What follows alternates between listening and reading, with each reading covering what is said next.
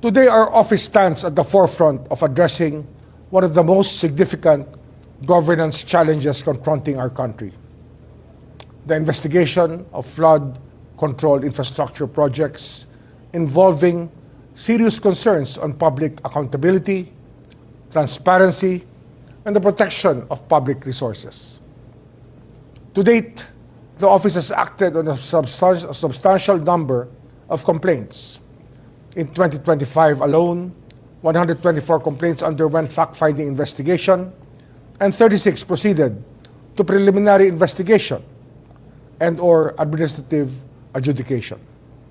In 2026, these efforts intensified with 209 complaints undergoing fact-finding investigation, several cases advancing to formal proceedings, and finally, 4 cases filed before the courts.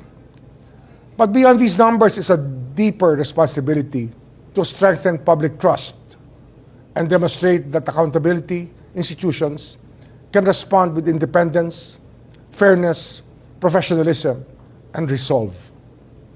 This moment reminds us of why regional platforms such as CIOF would matter.